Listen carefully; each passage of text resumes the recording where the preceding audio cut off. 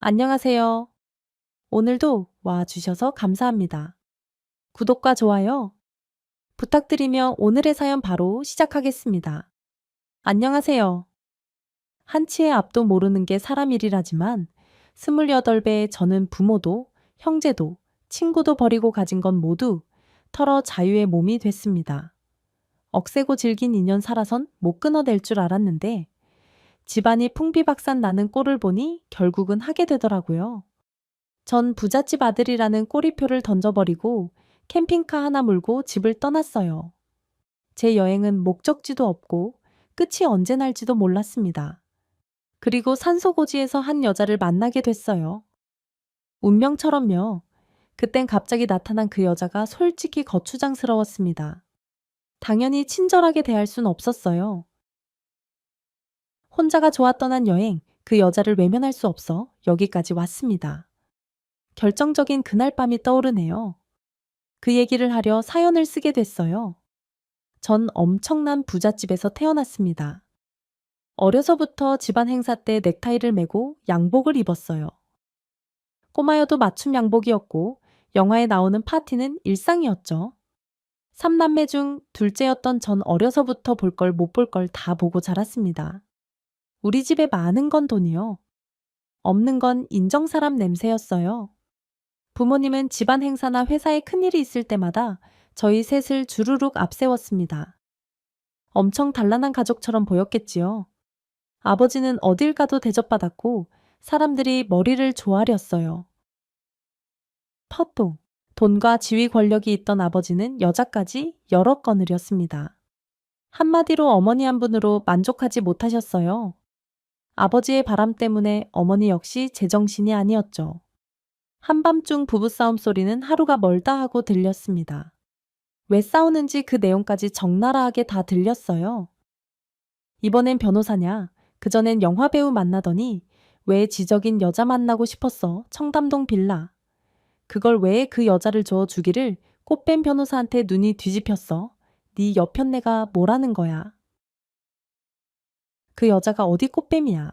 당신이 이렇게 천박하게 구는데 내가 바람을 안 피우고 배겨 벌어다 주는 돈으로 애들이나 잘 키워 욕심 사납게 서방 옆자리까지 그칠 생각하지 말고 억울해서 못 살아. 애초에 사업도 처갓집 돈으로 시작해놓고 뭐 벌어다 주는 돈 나도 더는 못 참아 이판사판 공사판이라고. 오늘 결판을 내 그렇게 싸우면서도 두 분 절대로 이혼은 안 하셨어요. 그냥 그게 제 삶이었어요. 시키는 대로 전 10대에 외국 유학도 떠났습니다. 학비 비싼 외국 학교에 유학하면서 1년에 몇 억씩 쓰고 요트까지 빌려 외국 친구들이랑 놀면서 몇 천씩 우습게 썼어요. 그러다 외국 생활진료 한국대학에 입학했는데 아버지 형은 절 인생 나고자인 것처럼 무시하더라고요. 형은 아버지 회사 물려받을 야망이 있었고 전 아니었어요. 대학 간 뒤엔 공부도 손 놓게 됐습니다. 학교에선 이런 일도 있었어요. 생전 처음 보는 여자애가 말을 걸었죠. 반갑다. 나 너 아는데 날 어떻게 알아? 난 처음 보는데.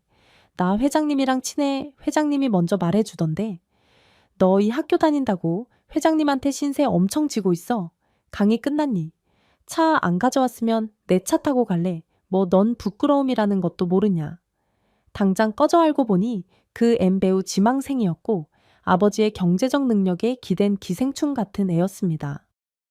그 애가 몰고 다니는 차도 우리 아버지가 선물한 거였어요. 아버진 평생 바람을 못 끊으셨죠. 마치 도박처럼요. 여러 여자 뒷돈 대주고 해외여행도 가면서 소문을 뿌리면서 사셨습니다. 솔직히 아버지라고 부르기 창피할 정도였어요. 어머니도 정신이 병드셨는지 부잣집 사모님들과 어울리면서도 끊임없이 남들과 비교하고 자신의 신세를 한탄하셨죠. 그 여편네 얼굴은 호박인 주제에 서방 사랑을 독차지한다고. 웃겨. 정말 주 회장 바람길 세상이 다 아는데 자기만 몰라요. 멍청하게 돈 있는 남자 바람 안 피우는 남자가 어딨다고 어머니 이제 말씀 좀 가려 다내 하세요. 우리도 다 컸는데 막내가 불편해서 밥도 못 먹잖아요. 형은 겉으로는 착한 척하지만 실상은 달랐습니다. 체르, 앞에선 고분고분 부모님 말씀 잘 듣는 척했지만 뒤로는 아버지 재산 빼내려고 잠 멀리 굴리는 남봉꾼이었어요. 바람도 신나게 피우고요. 아버지 피 그대로 물려받았다고 어머닌 속상해 하셨습니다. 정신병자뿐인 우리 집에서 전 여동생과 있을 때 가장 편했어요. 동생 초윤이는 어릴 때 당한 교통사고 후유증으로 휠체어에 의지해 살아가고 있었죠. 부모님이 미국에서 살라는 걸 절대 집을 떠날 수 없다고 해서 무산됐고요. 대신 온실 속 공주님처럼 자라 순수하고 착했습니다. 눈물도 웃음도 많고 동화에서 나올 법한 사랑을 꿈꾸는 애였어요. 그런 초연이마저 이렇다면 믿어지시나요? 동생은 돈 때문에 불행한 결혼을 하고 원통하게 생을 마감했습니다. 여동생은 제 후배랑 결혼했어요. 건실한 기업의 막내였고 저는 매제를 착한 사람이라고 생각했죠. 이 바닥에서 보기 드물게 순수하다고요. 하지만 그게 다 연극이었어요. 매제는 우리 집 돈을 보고 결혼했고 따로 살림까지 차린 여자가 있었습니다. 그걸 감쪽같이 속일 만큼 매제는 속이 시커먼 인물이었고 눈치채지 못했죠. 소문도 나지 않을 만큼 단속을 했더라고요. 초연이 몸 불편한 거 전혀 개의치 않는다고 하면서 1년 동안 얼마나 정성을 들였는지 몰라요. 하지만 결혼 6개월 뒤 초연이가 절 붙잡고 펑펑 울었습니다. 신혼집은 참기름 냄새는커녕 썰렁하기 짝이 없었어요. 동생 혼자 6개월을 독수공방하고 있었던 거였지요. 매제는 인간 쓰레기였습니다. 조연이를 좋아하는 척하며 결혼해서 후계자 구도 굳힌 뒤에 본색을 드러낸 거였죠. 다른 여자랑 살림을 차리고 거기서 살다시피 한다는 거였어요. 심지어 아들, 딸까지 뒀고요. 동생은 그 사실을 최근에 알게 됐는데 매제는 적반하장으로 나왔대요. 더 억울한 건 인자 한 척 연기했던 시부모의 이중성이었어요. 남자가 씨 뿌린 걸 어떻게 되돌리냐고 첩이 낳은 자식이라 할지라도 씨는 아들 씨앗이니 너는 자식 욕심내지 말라고 하더랍니다. 오빠 그 사람, 그 여자 사랑한대 나보고 알아도 모른 척하고 입 다물고 살래 나한테 그러더라.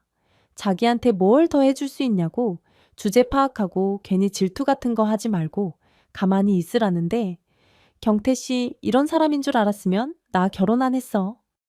여기가 내 가슴이 너무 아파. 내가 이 자식 요절을 낼 거야. 가만 안 둘 거라고 안 돼. 오빠 이 일로 집안 시끄럽게 하면 이혼한다고 그랬어. 나 아직 결정 못 내렸어. 엄마 아빠 뭐라고 하실지. 그것도 두렵고 이혼할지 말지는 조금 더 있다가 결정할게. 그러니까 기다려줘. 저는 피눈물을 삼키며 그 집을 나와야 했습니다. 그리고 며칠 후 일이 벌어졌어요. 소연이가 집에서 숨졌다는 소식이었습니다. 여동생은 엘리베이터가 있는 주택에서 살았는데 2층 베란다에서 휠체어와 함께 떨어졌다는 거였어요. 이것도 추정이었습니다. 목격자도 CCTV에 잡힌 장면도 없었어요. 동생이 발견된 건 다음 날 아침이었죠. 어마어마한 분노와 죄책감이 몰려들었죠. 좀 더 힘을 줄 걸 한 번이라도 더 만나 얘기할 걸 하지만 뒤늦은 후회였어요. 장례식장의 매제와 그 가족들은 코빼기도 안 비쳤습니다. 여동생이 죽은 뒤 한때 매제라고 불렀던 그 인간은 첩으로 두던 여자와 정식 결혼을 했다고 들었어요. 꼭 동생이 죽길 기다렸던 것처럼 일이 착착 진행됐죠. 그 집에선 초연이 물건을 싹 다 우리 집에 보냈고 전 황망함에 넋을 잃었어요. 술로 힘든 날을 버티는데 집이 꼭 감옥처럼 느껴졌습니다. 더 이상은 버틸 수가 없었지요. 그 길로 집을 나왔습니다. 갖고 있는 돈 다 챙기고 팔 수 있는 건 다 팔았어요. 대부분 명품이라 중고로도 꽤 큰 돈이었고 전 그걸로 캠핑카를 구했습니다. 한 군데 붙박이로 사는 건 질려버렸고 4발 달린 집 끌고 다니며 나는 듯 살아볼 계획이었어요. 두려울 것도 겁날 것도 없었습니다. 가족들과 살다간 나까지 돌아버릴 것 같았으니까요.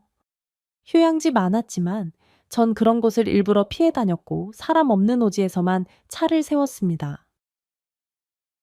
사람한테 완전히 질려 라디오조차 듣지 않다가 생활비를 벌기 위해 작은 일을 시작했어요. 마케팅 공부를 했던 경험을 살려 블로그로 업체나 물건 홍보해 주는 일을 하며 생활비를 벌었습니다.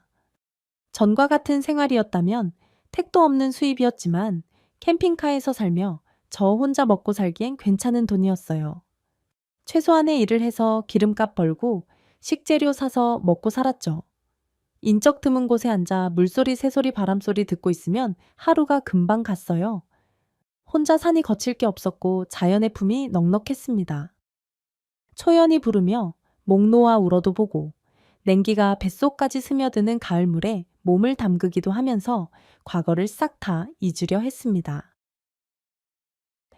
계절을 오롯이 느끼며 전국 각지를 돌면서 1년이 넘어가고 있었고 그 일이 벌어졌어요. 불빛 하나 없는 오지에서 한 번도 무섭단 생각을 안 했는데 이번엔 정말 오줌을 쌀 뻔했습니다. 그날도 여기저기 떠돌다 산속 오지까지 가게 됐어요. 주변에 민가도 한 집 없는 곳이었죠. 산에 오르기 전 딱 하나 있는 슈퍼에 잠깐 들렀을 때 한 어르신이 저를 말렸습니다. 설마 산꼭대기까지 올라갈 거냐고 물으시더라고요. 그럴 거라고 했더니 말리시는 거였지요. 2개의 본구리가 있는데 터가 안 좋은 곳으로 잘못 들면 내려오지도 못하고 몇 날 며칠 산을 헤매게 된다는 거였습니다. 전 알겠다고 대답하고 느낌대로 또 차를 몰아 올라갔어요. 하룻밤 잘 곳을 정했을 때 이미 해가 지려고 해서 얼른 밥을 해 먹고 가을게 씻으러 갔죠. 그날은 땀을 좀 흘려 차디찬 물에 냉수 목욕을 했습니다. 씻고 돌아가려는데 청설모 한 마리가 제 어깨에 쪼르르 올라오는 게 아니겠어요. 드문 일이라 신기하고 귀여워서 가만히 있었더니 이 녀석이 고개를 갸웃거리면서 꼭 집에서 키우는 동물처럼 절 빤히 쳐다보는 거였습니다. 뭐 줄 게 없을까? 하다가 마침 바지 주머니에 견과류 봉지가 있었어요. 아몬드 몇 개가 남아있어줘 봤더니 좋아하더라고요. 요 녀석 참 신기하네. 너 이 사람 안 무서워하는구나. 까만 청설모는 입이 터져라 아몬드를 집어넣더니 땅으로 내려가 또 절 빤히 쳐다보네요. 더 없으니까 집으로 가. 나도 이제 가야겠다. 캠핑카에 도착했을 땐 이미 해가 넘어간 뒤였어요. 깊은 산속이라 칠흑 같은 어둠이었지요. 별 보며 잠들 생각을 하며 캠핑카에 들어간 순간 전 졸도하는 줄 알았습니다. 웬 여자가 캠핑카 침대에서 자고 있었어요. 문 쪽으로 등을 돌리고 누워 있었는데 머리가 엄청 길었고 옷도 희한한 차림이었죠. 귀신이야. 급하게 돌아 나오려는데 테이블 위에 빈 봉지들이 보였어요. 귀신이 과자고 빵이고 먹어 치울 리 없잖아요. 내일 먹으려고 남겨둔 김치볶음밥까지 싹싹 긁어 먹었더라고요. 차 안엔 흙냄새, 땀냄새가 진동했습니다. 사방이 발자국, 손자국이었고요. 전 이상하다 싶어 그 여자를 지켜보기로 했습니다. 여잔 조용히 코까지 골기 시작했어요. 모르긴 해도 무척 고단한 것 같았습니다.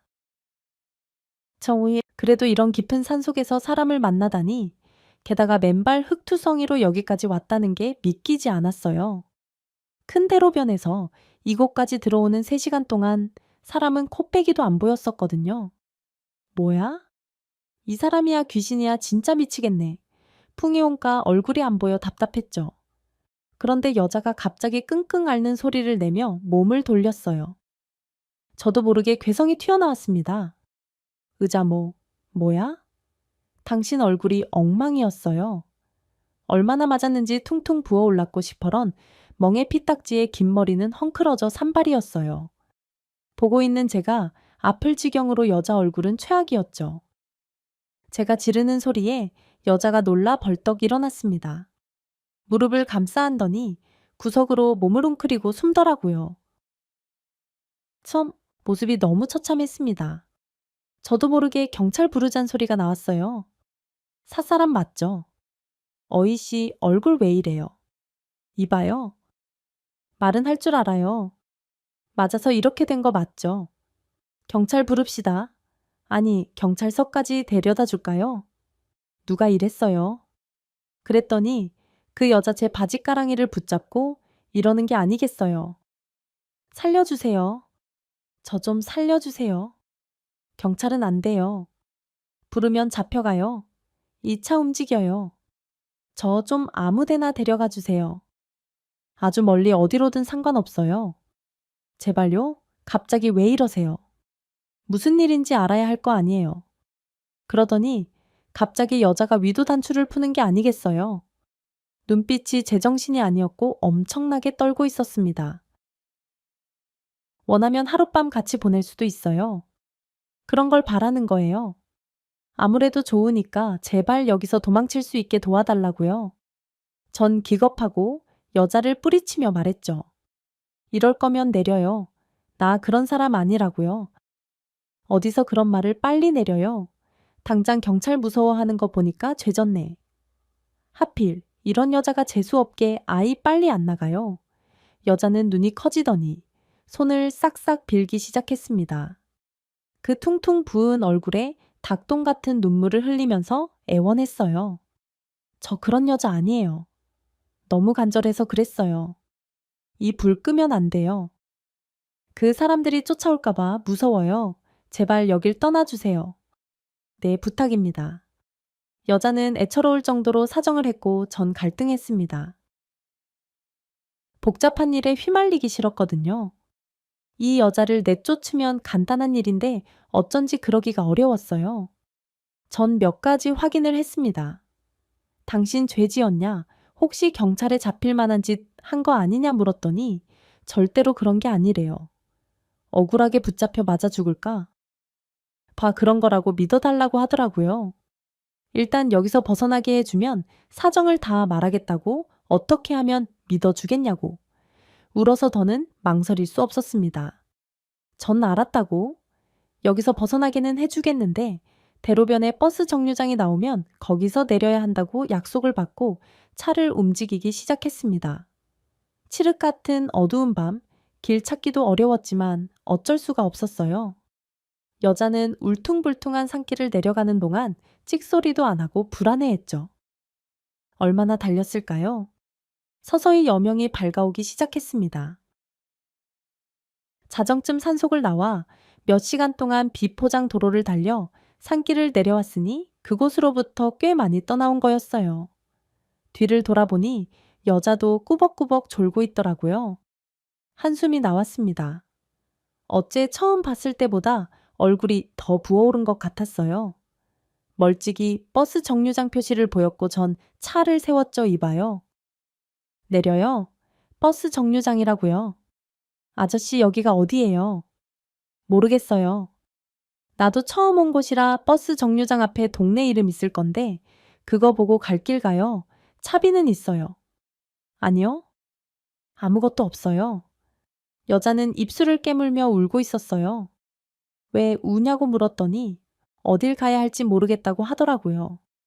몇 살이냐 그제야 나이를 물었고 24이라는 대답을 들었죠. 전 2만 원을 주면서 잘 가라고 했어요. 여자는 쭈뼛거리며 캠핑카에서 내렸습니다. 해가 뜨는 그 시각 먼지 풀풀 날리는 시골버스 정류장엔 그 여자뿐이었습니다. 멀리서 봐도 정말 못 볼 꼴이었어요. 낡은 셔츠와 고쟁이엔 흙물이 들어있었고 멍투성이 얼굴을 하고 불안한 얼굴로 두리번거리고 있었죠. 제정신이긴 한 건지 전 자리를 뜰 수 없었습니다. 버스 타는 것까지 보고 가려고 했는데 30분이 지나도록 버스 한 대도 지나가지 않았죠. 결국 전 다시 그 여자 앞으로 차를 몰았습니다. 다시 타요. 못 봐주겠으니까 아이 사람 꼴을 하고 있어야 말이지. 그래도 돼요. 안 내키면 그냥 가고요. 여자는 눈물을 닦더니 냉큼체에 오르더라고요. 전 두말 없이 가까운 휴게소로 향했습니다. 주차장에 차를 세워놓고 그 여자한테 제 옷을 던져줬어요. 갈아입으라고 하고 나와서 우유와 호두 과자를 샀죠. 그러고 있는데 문득 죽은 동생이 떠올랐습니다.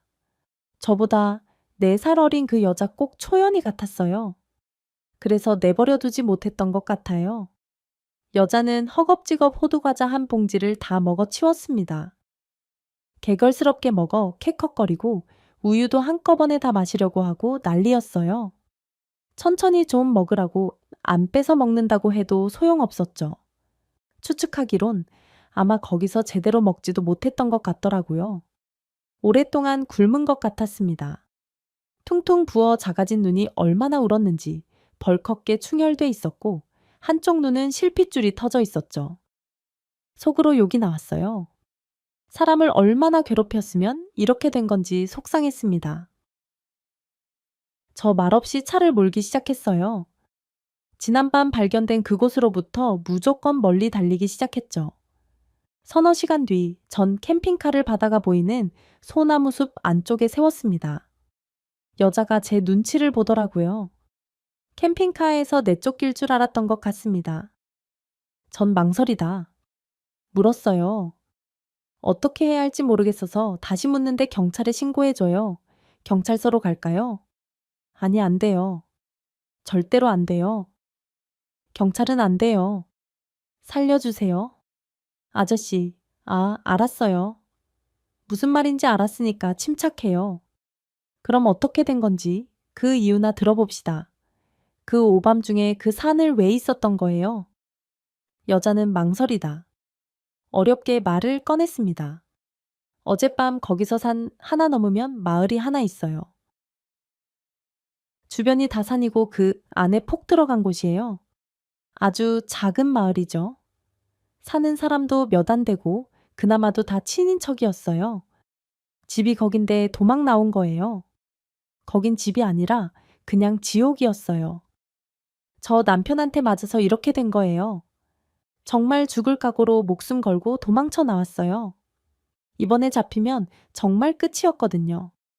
여자의 발엔 물집이 잡혀 있었어요. 그녀는 바지를 들어 올려 다리 곳곳에 멍과 맞은 자국들을 보여주었습니다. 팔과 등 배에도 흔적이 많다고 하더라고요. 결혼도 강제로 한 거나 마찬가지라고 했습니다. 더 구체적으로 말을 섭 안 하는데 꼭 팔려간 느낌이었어요. 분노가 치밀었습니다. 말리는 사람도 없었어요. 사람을 이 지경이 되도록 말리기는커녕 제가 도망칠 때마다 사람들한테 붙잡혀 왔어요. 그런 날은 더 맞았죠. 독하게 때리더라고요. 정신 차려야 한다면서 시어머니는 물론이고 마을 경찰 부녀회장 이장부터 시작해서 다 한 통속이었어요. 뒤에 이어진 얘긴 더 참혹했습니다. 도망이 실패해 다시 잡혀오면 남편이란 작자가 3일을 굶기고 잠을 안 재웠다고 하더라고요. 고문받을 때 가장 괴로운 게 잠을 안 재우는 거라던데 어떻게 자기 아내한테 그런 짓을 저지를 수 있는지 짐승만도 못한 인간이었죠. 창살 없는 감옥인 줄도 모르고 그 마을에 들어간 처음엔 모든 사람들이 잘해줘서 안심했대요. 홀 시어머니부터 이웃까지 마을에 젊은 사람이 오니 생기가 돈다면서 쓸까에 다 빼줄 것 같이 굴었지만 본색을 드러낸 건 남편이 처음 폭력을 행사한 뒤였다고 했습니다. 여자는 망설이며 말을 이어갔어요. 그 사람 매일같이 잠자리를 요구했어요. 아무리 부부라지만 그건 너무 힘들었어요. 낮에 종일 밭일에 농사일에 살림까지 하느라 힘에 부쳤고 쉬는 날은 하루도 없었죠. 남편은 술을 좋아하는 사람이었어요. 술 냄새도 싫었고 처음 딱 한 번 싫다고 했더니 그때 폭력을 쓰더라고요. 술에 취해서 눈이 돌아서 꼭 죽일 것처럼 덤비는데 아직도 그때 일이 꿈에 나와요. 너무 충격적이어서 믿을 수 없는 얘기였습니다. 이 여자 뼈밖에 없었어요. 한 줌도 안 될 것 같은 팔목과 허리에 마른 체격이었죠. 남자의 폭력, 누구라도 감당할 수 없겠지만 눈앞의 여자에겐 더 고통스러웠을 거란 생각이 들었습니다. 게다가 남편의 폭력 속에 아이를 잃었다고 하더라고요. 차라리 잘된 일 아니냐는 여자의 목소리엔 슬픔과 괴로움이 묻어 있었죠. 남편의 폐악질은 갈수록 더해졌고 시어머니부터 동네 사람들 모두 나중엔 여자의 고통을 당연하게 생각하고 일부러 외면했대요. 캠핑카에 숨어든 전날까지도 그런 일을 겪고 심하게 맞아 방에 기절해 있었다고 했습니다. 그런데 시어머니라는 사람이 일어나라고 발로 차더래요. 기막히게도 산나물해 오라고 소쿠리를 던지더랍니다. 그게 사람입니까? 제동 초죽음 된 사람 병원에 데려가야지 뭐 산나물이요. 원래 그런 분이었어요. 전 그냥 집안 가구 같은 거였고요. 챔보 필요할 때 써먹는 엉망이 된 얼굴로 제대로 걷지도 못해 엉금엉금 방을 기어 나오는 며느리를 보고도 시어머니라는 여자는 이렇게 말했대요. 맞을 만하니까 맞은 거 아니냐. 계집 주제에 사내가 원하면 백날이고 천날이고 응해줘야지. 어젯밤 다 들었다 건방진 것. 넌 맞아도 싸난 우리 아들 여자한테 설설기는 꼴 죽어도 못 본다. 감히 도망칠 생각 말고 딱 죽었다 생각하고 살아 내까짓 게 어딜 가서 뭘 할 건데. 응, 산나물이나 한 소쿠리케. 와 흐느껴 울던 여자는 더는 안 되겠다고. 차라리 죽는 게 낫지. 여기선 더 이상 버틸 수 없다고 생각했대요. 먹던 힘까지 쥐어짜 뒷산으로 올라가는 척하면서 미친 듯이 도망을 쳤다고 했습니다. 다리가 아파 못 걸으면 내 발로 기어서 올랐대요. 그녀의 손톱 밑에는 흙이 새까맣게 껴 있었고 손바닥도 다 긁힌 상처였죠. 잡히면 죽는다는 생각에 길을 쓰고 산을 넘었고 그 밤의 깊은 산골에서 제 캠핑카를 발견한 거였습니다.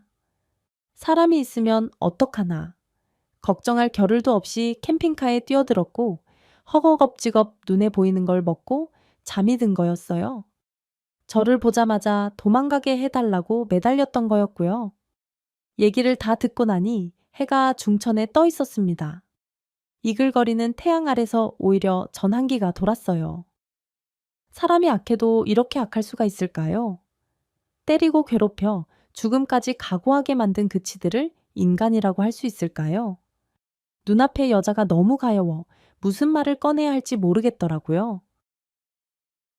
경찰에 신고해봤자 소용없다고 오히려 거기 끌려가기만 할 거라면서 차라리 다른 사람으로 살면서 멀리 도망가 사는 게 낫다는 여자의 말이 이해가 될 정도였습니다. 제가 물었어요. 어디쯤 내려주면 되겠냐고요. 그랬더니 여자는 답이 없었습니다. 거기서 자그마치 3년을 살았다고 하더라고요. 고등학교 졸업 후 대학 합격증까지 받아놨는데 학교는 가보지도 못했대요. 세상 물정을 몰라 어디서 뭘 하고 살아야 할지 모른다면서 눈물을 흘렸습니다. 말 못할 고초가 많았을 그녀를 더 힘들게 하고 싶지 않았어요. 어딜 내려준다 해도 같은 일을 당하지 않을 거라는 보장이 없었으니까요. 저도 모르게 이 말이 튀어나왔죠. 그럼 당분간 캠핑카에서 지내도 괜찮겠어요? 내가 봤을 때 지금 그쪽 혼자서 못 살아요. 아이, 나 나쁜 놈 아니에요. 내 여동생 같아서 그러는 거니까 오해는 말고 당분간 여기 있어요. 약국 갔다 올게요. 먹고 싶은 거 없어요? 여자는 놀란 눈으로 보더라고요. 갑자기 목이 확 메어왔습니다. 떡볶이 같은 거 안 좋아해요. 사다 줘요. 매운 거 잘 못 먹어요. 정말 저 여기 있어도 돼요. 고맙습니다. 아저씨 한숨 자고 있어요. 전 지갑을 챙기면서 사진 하나를 여자에게 건넸습니다. 세상에 없는 동생이라고 초연이를 소개했어요. 당신 걷어주는 거 다른 마음 없으니 마음 놓으라고 했지요. 내가 캠핑카에서 살게 된 것도 따지고 보면 이 녀석 때문이라고 하면서 동생 같은 마음으로 그러는 거니 오해 말라고. 괜한 걱정 말고 몸을 추스르는 게 좋겠다고 했어요. 약국에서 멍을 바르는 약을 사고 시장이 어딘지 물어봤어요. 캠핑카로 돌아가 여자에게 모자와 선글라스 마스크를 챙겨줬습니다. 필요한 게 있을 거 아니냐고 같이 시장에 가자고 했죠. 여자는 겁부터 먹더라고요. 전 얼굴 다 가렸으니 알아보는 사람 없을 거고 시장에선 저한테 팔짱을 끼라고 했어요. 자연스럽게 부부나 연인처럼 행세하자는 거였죠. 누가 봐도 시비 못 걸게 하려는 제 작전이었어요. 시장 앞에선 3만 원을 주면서 필요한 걸 사라고 했어요. 제가 입구를 지키고 여자가 안에 들어가 필요한 걸 샀죠. 첫 가게에서 계산할 때 손을 벌벌 떨길래 제가 나섰어요. 돈을 주고 뭘 사본 적도 너무 오래된 탓인 것 같았습니다. 그날 저녁 여자는 저한테 고맙다고 하더라고요. 시장 구경 정말 오랜만에 해봤다고 필요한 걸 사게 해줘서 고맙다고 하면서요. 서로 이름조차 물어보지 않고 우린 동거 아닌 동거를 하게 됐습니다. 물론 잠은 따로 잤죠. 여자를 캠핑카 안에서 자게 하고 전 밖에 텐트를 치고 잤어요. 그리 춥지 않은 계절이라 가능했습니다. 다음 날 여자는 저한테 가위를 빌려줄 수 없겠냐고 하더라고요. 흠칫해서 물었습니다. 가위로 뭐 할 거냐고, 나쁜 짓 할 거면 못 준다고 했더니 아니래요. 머리를 짧게 자르고 싶다고 하더라고요. 얼마 뒤 커트 머리에 제 커다란 옷을 입은 여자가 모습을 드러냈죠. 고마워요, 아저씨. 말끝마다. 아저씨, 아저씨, 나 그쪽보다 3살밖에 안 많아요. 수염 길러서 나이 들어 보이나? 아이, 밥 먹읍시다. 어서 와요. 그래봤자 거창할 것도 없었습니다. 즉석 밥 뜨고 인스턴트 미역국을 데워 바닷가를 보고 나란히 앉았어요. 그 여자도 밥을 곧잘 먹더라고요. 캠핑카의 생활이 익숙해지자 여자는 저보다 일찍 일어나 아침을 준비하기 시작했죠. 작은 냄비에 밥도 해놓고 멀건 국도 끓여놓고요. 이런 거 안 해도 된다고 했더니 뭐라도 보답을 하고 싶다고 하는데 예의를 아는 여자 같았어요. 문득 처음 만난 밤이 떠올랐습니다. 오죽 급했으면 단추를 풀 생각까지 했을까요? 시간이 흐르며 우린 이런저런 얘기를 나누게 됐죠. 여동생 예쁘게 생겼던데 많이 보고 싶겠어요. 캠핑 생활 시작하고 아쉬운 거 아무것도 없는데 딱 하나 동생 납골 땅에 자주 못 가보는 거. 그게 아쉬워요. 몇 살 차이예요. 2살요? 너무 착하고 예쁘게 생겼어요. 그쪽이랑도 많이 닮았고 동생 없어요. 여자는 고개를 저었습니다. 슬쩍 연락할 부모 형제나 친척 없냐고 물었더니 답이 없어요. 그럴 만한 사정이 있겠거니 더는 묻지 않았죠. 시간이 흐르며 여자의 얼굴에서 부기가 빠졌습니다. 멍도 조금씩 빠지고 본래 얼굴이 돌아오는 것 같았죠. 피차 어색한 사이에 얼굴 빤히 볼 일은 없어서 어쩌다 눈이 마주쳐도 시선을 피하곤 했는데도 인상이 참 좋더라고요. 얼굴이 원래대로 돌아오면 빼어난 미인일 것 같았습니다. 저도 여자와 함께 지내면서 면도도 하고 머리도 빗기 시작했지요. 사람을 피해 여기저기 다녔지만 누군가의 시선을 느끼면 서로 약속이나 한 듯 팔짱을 끼고 다녔어요. 그마저도 몇 번 안 되는 일이었지만 여자의 다급함이 느껴졌습니다. 아주 멀리 왔다고 안심을 시켜줘도 여자는 가끔 악몽을 꾸는지 자다가도 벌떡 일어나곤 했어요. 한번 깨면 도통 잠이 들지 못해 괴로워하는 것 같더라고요. 그때마다 전 제 얘기를 하나씩 꺼냈습니다. 10몇 살에 도망치듯 떠난 이외국 유학 얘기부터 아버지의 바람 어머니의 정서적 학대 초연이에 억울한 죽음까지 응어리진 이야기를 하기 시작했어요. 여잔 제 얘기에 울고 웃고 놀라워했습니다. 돈이 많으면 불행한 일은 안 당하는 줄 알았대요. 바보 같은 생각이라는 거 제 얘기 듣고 알았다며 초연이 얘기에 정말 가슴 아파했습니다. 한 번은 또 외국 유학은 어떻게 하면 갈 수 있는지, 풍경은 어떤지 그런 것도 묻더라고요. 돈이 많으면 다른 건 몰라도 외국 여행은 꼭 한번 해보고 싶었어요. 그거 알아요. 백야라고 밤에도 해가 지지 않는 나라도 들어봤죠. 전 거기 꼭 가보고 싶어요. 왜요? 어려서 밤을 참 무서워했거든요. 돌아가신 엄마가 얘기를 참 많이 해줬는데 그때 알았어요. 꼭 마법 같지 않아요? 얘기를 나눠보니 그녀도 고운 심성을 가진 여자였습니다. 가차없는 운명에 이리저리 끌려다녔어도 본래 심성까진 다치지 않았더라고요. 그게 또 신기하고 애처로웠죠. 한 번은 갯벌 근처에서 머문 적이 있었어요. 제가 바지락을 캐서 칼국수를 끓여줬는데 너무 맛있게 먹더라고요. 그렇게 맛있냐고 물었더니 칼국수 정말 좋아한대요. 어디서 바지락 했냐고 묻길래 저기 어디라고 알려줬죠. 다음 날 잠깐 시내에 다녀왔더니 여자가 안 보였습니다. 순간 불길한 생각이 들었어요. 저기 어디 있어요? 보름이 넘도록 같이 지내면서 통성명조차 안 한 그녀를 찾기 위해 전 사방팔방 돌아다녔습니다. 불길한 예감이 뇌리를 스쳤고 미친 사람처럼 주변을 뛰어다녔죠. 말없이 떠났나 혹시 붙잡혀 간 건가? 화가 나고 불안해 견딜 수가 없었습니다. 누구한테 물어볼 수도 없고 쩔쩔매다 백 사장이 엎어져 욕을 하고 있을 때였어요. 누군가 제 곁에 다가오는 게 느껴졌죠. 왜 여기 있어요? 무슨 일 있어요? 고개를 들어보니 챙이 넓은 일모자로 얼굴을 다 가린 여자가 눈만 깜빡거리며 저를 쳐다보고 있었습니다. 보니까 작은 비닐의 바지락이 한가득 이었고 장화엔 뻘이 잔뜩 묻어 있었어요. 이까지 바지락 때문에 사람을 이렇게 놀래켜요. 붙잡혀간 줄 알고 얼마나 놀란 줄 아냐고요. 미안해요. 난 그저 칼국수 끓여주려고 어제 내가 다 먹어서 미안해서요.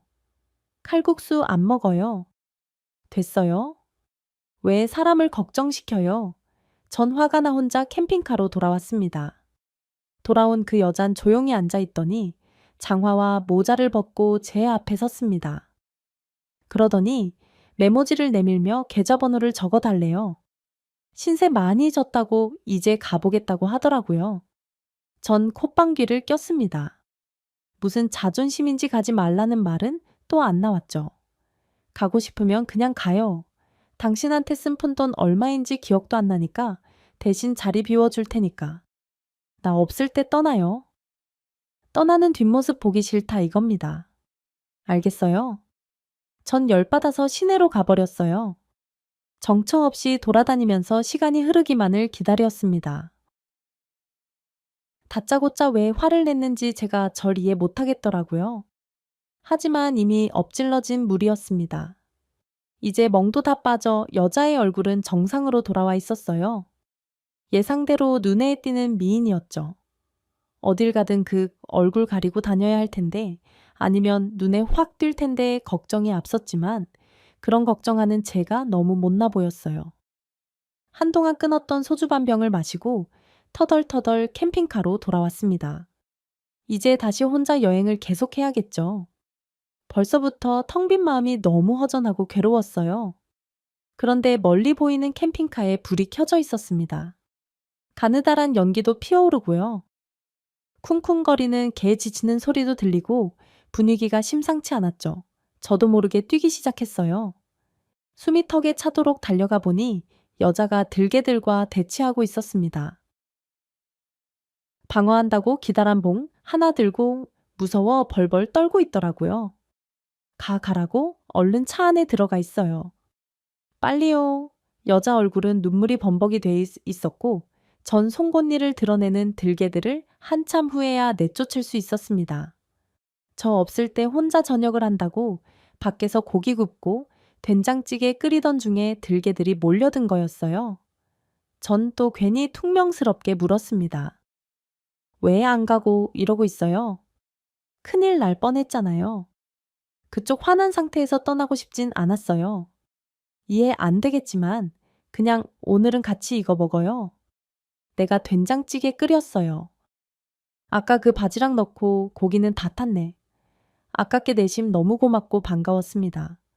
그 된장찌개에 머리카락이 쭈뼛설 만큼 너무 맛있었어요.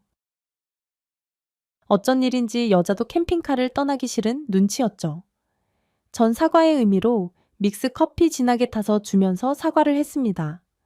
미안하다고. 그냥 당신이 안 보이면 예민해지는 것 같다고 솔직히 말했어요. 여자가 묻더라고요. 잘해주는 이유가 뭐냐고요.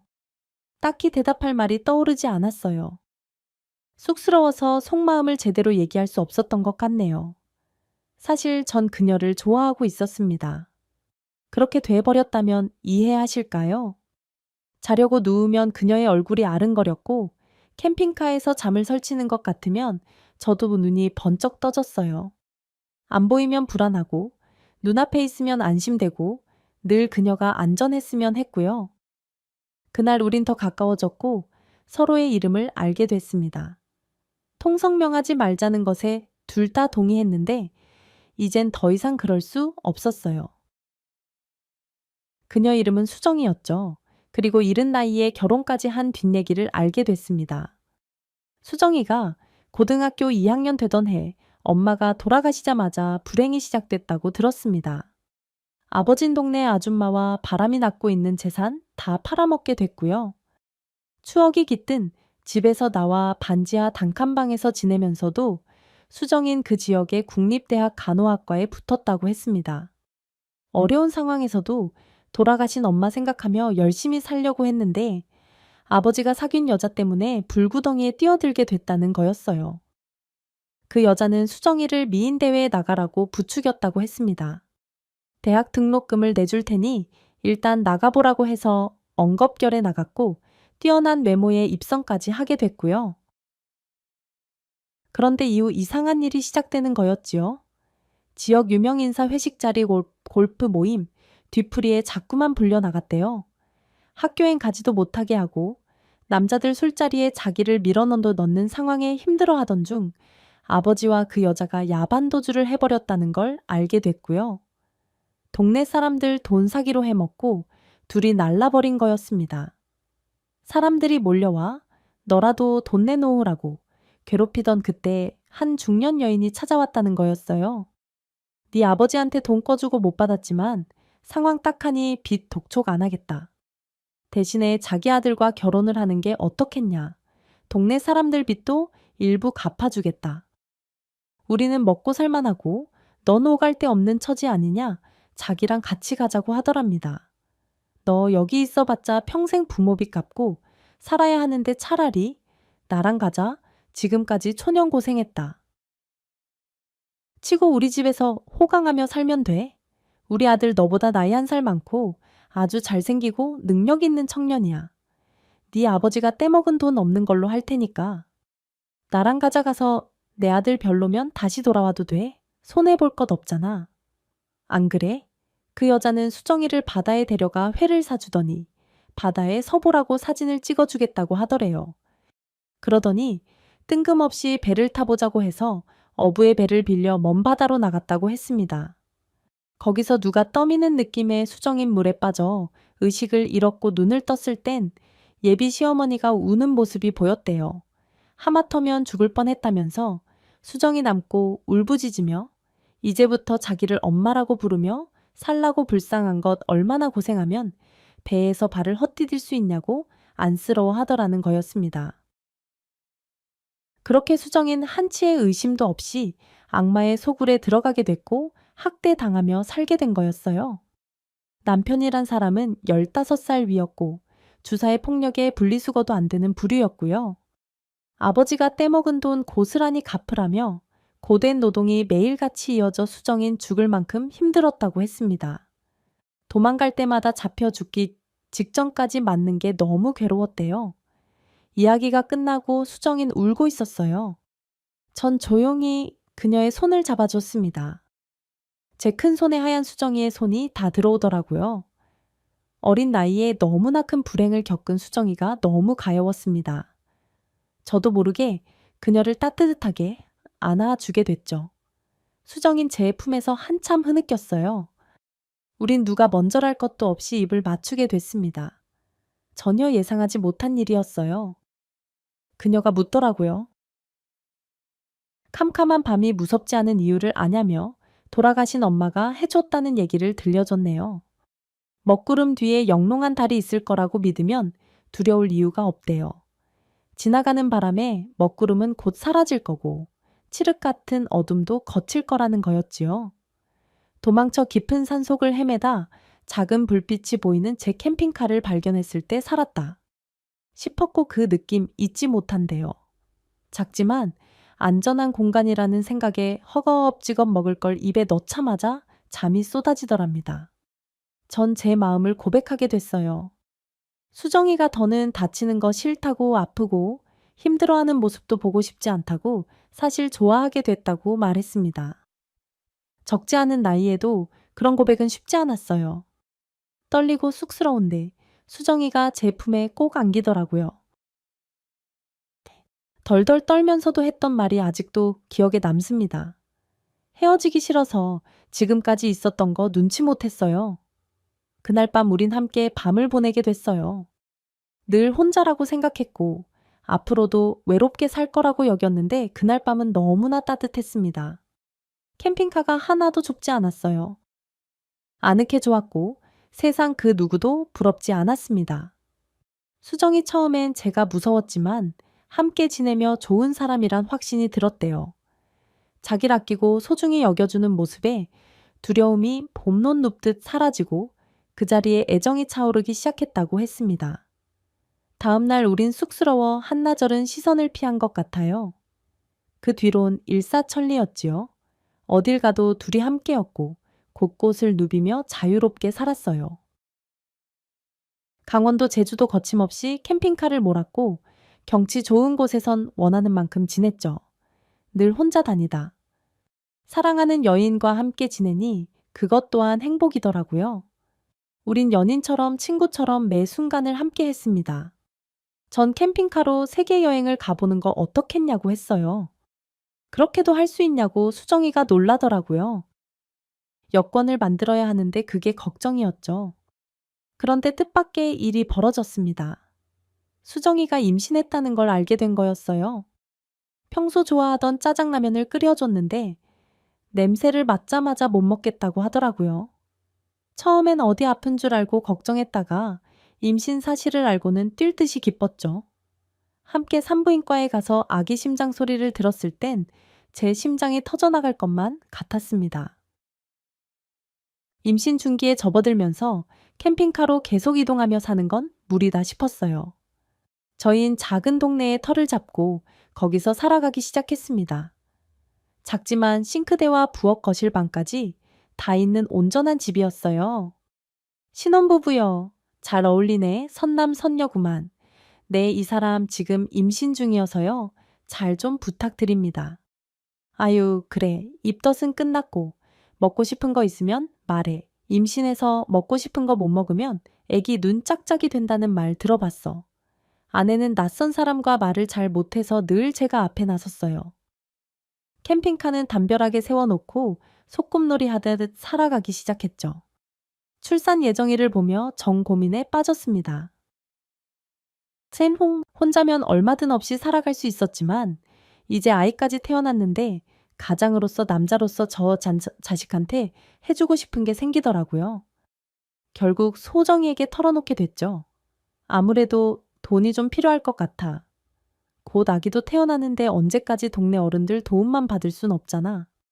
설마 자기 가족들 만나려고 억지로 그러지 않아도 돼. 우리 지금까지도 잘해? 왔잖아. 캠핑카에서 지내다가 집까지 생겼는데 난 하나도 겁 안 난다. 뭐 그렇게 말해줘서 고마운데 나 사실 결정했어. 서울에 좀 다녀올게. 근데 자기 혼자 있을 수 있겠어. 그러자 아내는 제 팔을 붙잡았습니다. 어딜 가도 함께 가겠다며 서울에 같이 가자고 하더라고요. 전 사실 알고 있었어요. 제보 아내는 여전히 마음 한편 불안해하고 있었고 어떻게든 아내의 일을 저 또한 마무리 지어주고 싶었습니다. 그런데 어떤 방식으로 해야 할지 고민이 됐어요. 여러 이유로 변호사를 찾아보자 했던 것이고요.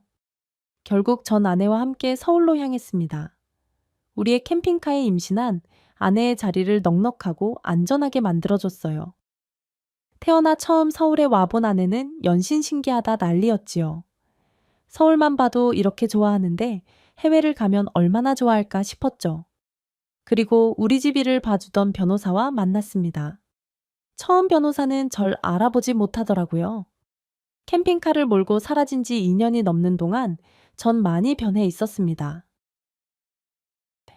깡마르던 몸엔 살이 붙었고 턱수염도 길러 나이도 많아 보였죠. 편안한 옷차림의 흙, 묻은 등산화, 덥수룩한 장발의 절 그냥 지나치더라고요. 김 변호사님 누구시죠? 저예요. 심재용. 아유, 왜 이렇게 변했어요? 같은 사람 맞아요. 변호사님도 배가 더 나오셨네요. 관리 안 하시나 봐요. 그간 어디서 어떻게 살았냐고 물어서 솔직히 대답했죠. 혼자 몸으로 캠핑카 끌고 전국을 다녔다고요. 이제 세계 일주를 떠나고 싶은데 혹시 내 앞으로 된 돈이 있냐고 물었습니다. 아내 일도 물어보려던 찰나 변호사가 부모님 얘기를 꺼냈어요. 이럴 때가 아니에요. 지금 회장님 사모님 소식 모르시죠? 그리고 듣게 된 소식에 큰 충격을 받았습니다. 아버지는 이미 세상을 떠난 뒤였어요. 외국의 호텔에서 비명 행사하셨다는 소식이었죠. 어머니는 그 소식을 듣고 쓰러지셔서 뇌졸중으로 병원에 계셨고요. 형은 얼마 전 교도소에 들어갔다는 얘기까지 듣고 전할 말을 잃었습니다. 그동안 어떻게든 연락을 해보려고 했지만 누구도 제 소식을 알지 못해 힘들었다고 하더라고요. 그도 그럴 것이 전 핸드폰조차 없었습니다. 탐욕스러운 가족에게 닥친 불행은 초연히 일이 끝이 아니었던 거였어요. 임신한 아내에게 뭐라 말을 해야 할지 막막했지요. 아버진 돌아가신 뒤고 어머니가 병원에 계시다고 했더니 아내는 저만 괜찮으면 같이 가보자고 하더라고요. 그렇게 치장하기 좋아하시던 어머닌 환자복을 입고 쓸쓸히 누워 계셨습니다. 제가 임신한 아내를 보여드리니 말도 못하시고 눈물을 흘리셨어요. 전 그토록 미워했던 어머니 앞에 무릎을 꿇고 오열했어요. 2년이 넘는 동안 집안은 완전히 해체돼 있었습니다. 결국 전 아버지 회사를 물려받게 됐어요. 이미 내리막길을 걷고 있었지만 규모를 축소해 운영해 나갈 수밖에 없었죠. 전 초연이의 납골당에 혼자 찾아가 봤습니다. 사진 속 동생을 보니 눈물이 고였어요. 초연아 오빠 왔다. 그동안 잘 있었어. 새언니 생긴 거 알지? 뱃속에 아기도 오빠 도와줘. 초연아, 나 다시 돌아오게 됐어. 회사 일 준비하며 변호사와 아내의 일도 상담을 했지요. 알고 보니 아내는 사망한 사람으로 되어 있었습니다. 기가 막힌 일이었지요. 아내의 친부와 내언녀가 수정이를 그 파렴치한 모자에게 팔아넘기며 사망 신고를 한 사실이 뒤늦게 확인됐어요. 산골에 갇히기 전 바다에서 빠질 뻔한 사고를 실종사고로 위장해 신고하고 그 후 1년이 되는 시기에 사망 신고를 한 거였지요. 산골의 시모는 그렇게 수정일 평생 가둬두려고 했던 거였습니다. 참 지독한 사람들이었어요. 하지만 주민등록번호를 다시 만드는 과정에서 아내는 다시 태어난 것 같다고 했습니다. 지난날의 나쁜 일 다 없어진 기분이라고요. 그렇게 말해주니 정말 고마웠습니다. 도박장에서 발견된 수정이의 친부는 그 후 오래 살지 못했어요. 도망자로 살면서 피폐해진 몸으로 길에서 돌아가셨다고 전해 들었죠. 자업자득인 셈이었습니다. 진작 친부와 헤어진 내연녀는 추한 몰골로 수정이 앞에서 무릎을 꿇었어요.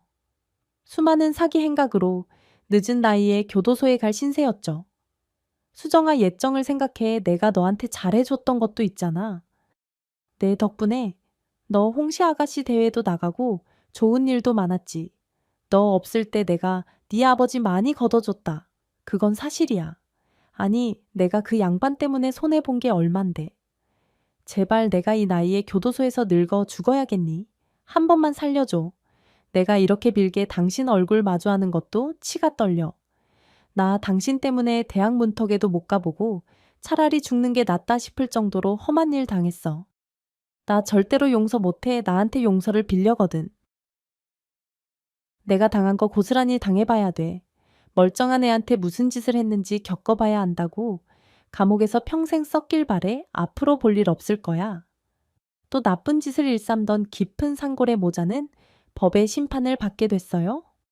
수정이가 없어지자 못된 시모는 또 다른 여자를 속여 며느리로 들였고 그 여자가 도망쳐 나와 나라에서 운영하는 쉼터로 몸을 숨긴 거였죠. 한 언론에서 그 여자의 사연을 제보받아 취재가 시작됐고 수많은 이들의 공분을 사서 모자는 결국 체포됐습니다. 그 동네 사람들도 통째로 비난을 받게 됐고요. 해묵은 일들이 하나둘 정리되는 걸 보면서 묘한 기분이 들더라고요. 세상에 영원한 건 없다는 말 실감했습니다. 차차 아내와 전 한정을 찾아갔어요.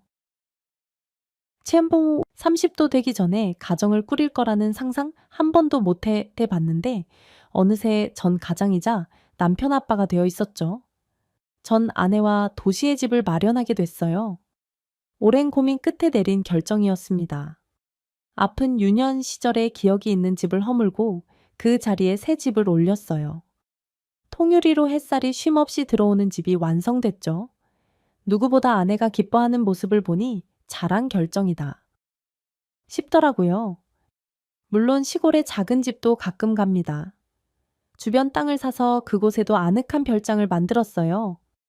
큰딸에 이어 둘째, 아들도 연년생으로 낳아서 가끔 머리 식히러 가곤 합니다.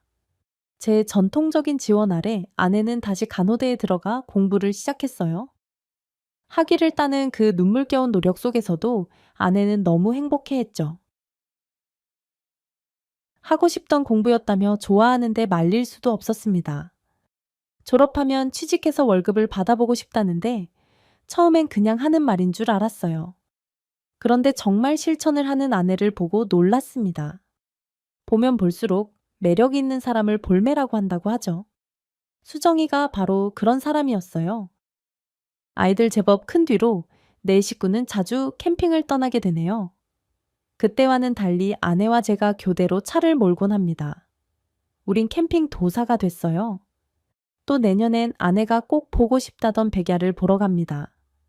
밤에도 해가 지지 않는 나라에 지금도 가고 싶냐고 물었더니 아내가 배시시 웃네요.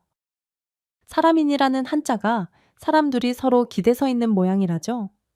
홀홀 단신 떠난 여행에서 아내를 만나 지금껏 서로 사랑하며 사는 게 때론 여전히 꿈만 같습니다.